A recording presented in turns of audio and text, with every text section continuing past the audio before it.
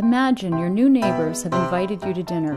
Rich aromas fill the air, and wine and conversation are flowing freely. They'll never forget to read the fine print again. It's delicious, Bob. Thank you. I've never tasted anything like it. Tell us, how do you make this? Sure. First of all, you start with 3 pounds golden retriever, well marinated, and then you take What did they say? Golden retriever? Oh, I forgot. You are Americans with your love affair of dogs. What? You look like you saw a ghost. I'm just kidding. There is nothing but plain old beef. What? You're not going to eat it now? It's a bit hard to get that image out of my mind. Golden retriever, a dog, an animal on my plate. It's disgusting. It's not normal. So I mean, I'm sure a lot of you can appreciate this. Obviously, the man in this film is an actor. But if this experience were to happen in real life, chances are his reaction would be exactly the same. His experience of the meat dramatically changed, even though nothing about the meat itself actually changed. So what changed was just his perceptions of the meat.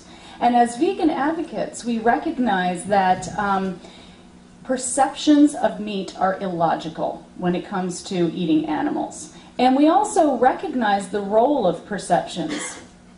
So we recognize that when people eat animals, typically there's a cognitive disconnect. What this means is that people don't make the connection between the meat on their plate and the living being it once was. When somebody is eating a cow, for instance, they're not having the image in their mind of the living animal. And because perceptions impact emotions, okay, the diner did not feel empathy. He did not feel disgust when he thought he was eating a cow because his perception created a gap in his consciousness when it came to eating the cow. And emotion drives behavior.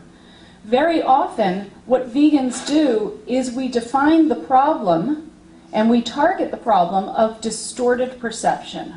We recognize that meat eaters' distortions of animals, so-called edible animals, are distorted. So this is where we focus on the problem.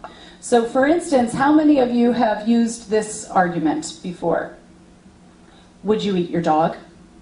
If you wouldn't eat your dog, then why are you eating a pig? Did you know that pigs are as intelligent as dogs? Have you heard this before? Have you used this before? How does it work for you? Is it effective? Do people say, oh, you're right, I'm going vegan? It doesn't. Now, signs like this, Mercy for Animals, is a great organization in the United States, and they do a very good job of raising awareness. And when people are ready to take this information in, it can really help. But many people do not respond to only intellectual argumentation. They don't respond because their perceptions are not logical for a reason. The real problem, perceptions don't exist in a vacuum. They come from somewhere.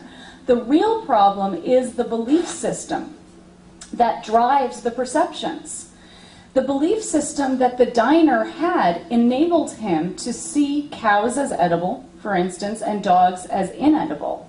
And the belief system that shapes perceptions, it creates a wall of defenses that maintain these distorted perceptions. We can't change perceptions as long as the defenses are intact.